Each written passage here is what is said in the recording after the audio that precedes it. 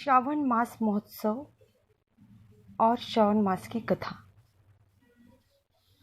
श्रावण मास का महीना बड़ा ही पवित्र होता है।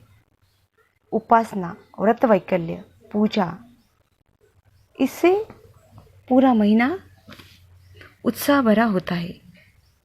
यही नहीं बल्कि हर तरफ हरियाली, विविध फूलों का फूलना, धूप और छाँव का खेल, यही सब चमत्कार हमें इस महीने में दिखाई देते हैं। पारिजात का वृक्ष तो इस महीने में फूलों से पूरा भर जाता है। और एक चमत्कार होता है इस महीने में, वो है ब्रह्मा कमल का फूल।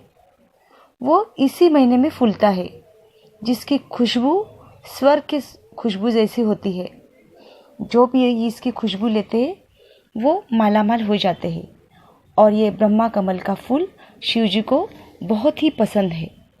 इसीलिए लोग साल भर इस पेड़ की रक्षा करते हैं, उनके घर में, उनके घर के बाहर लगाते हैं और श्रावण माह का वो इंतज़ार करते हैं।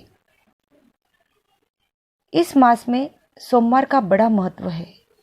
शादीशुदा पुरुष इन्होंने साथ मिलकर अगर शिवजी की पूजा की तो शिवजी प्रसन्न होते, उनकी जोड़ी कायम बनी रहती है। और कोई व्यक्ति भी शिवजी के मंदिर में जाकर बड़े ही प्यार से, बड़े ही भक्तिभाव से शिवजी को जल का अभिषेक चढ़ाते हैं। दूध का, दही का, मध का, हनी का अभिषेक करके उनको बेलपत्र चढ़ाते हैं, उनको प्रसाद चढ़ाते हैं, तो शिवजी उन पर प्रसन्न होते हैं। उनकी हर कोई मनोकामना पूरी करने के लिए उनको आशीर्वाद देते हैं। इससे माइंड पावर बढ़ जाता है। तो शिवजी की कथा ये है, कभी देव और राक्षसों में युद्ध हुआ था और वो युद्ध सागर मंथन में अमृत प्राप्ति के लिए हुआ था। तो जब एक तरफ राक्षस थे, एक तरफ देव थे, तो जोर जोर से युद्ध चल रहा था। उस युद्ध में अनेक पदार्थ उत्पन्न हुए जो कि देव और राक्षसों ने बांट लिया। फिर उसके बाद अमृत कुंभ निकले और उसके साथ साथ ही विष कुंभ भी निकल आया।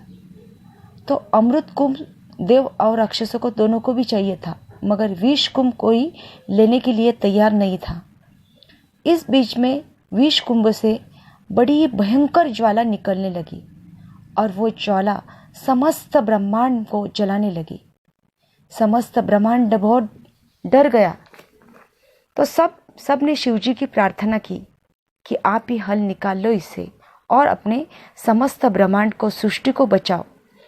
तब शिवजी तो भोलेनाथ है, बड़े ही भोले और दयालु है।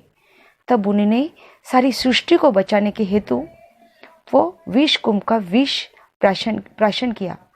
तब से शिवजी का कंठ और शरीर नीला हो गया।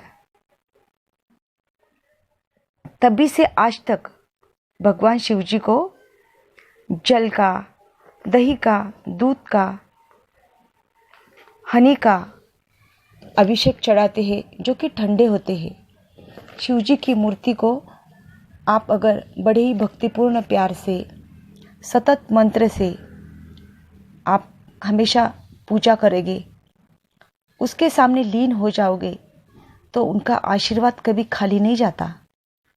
आप जो चाहिए वो मनोकामना पूरी होने के लिए, आपको शक्ति प्रदान करने के लिए शिवजी उनका आशीर्वाद आपको प्रदान करते हैं।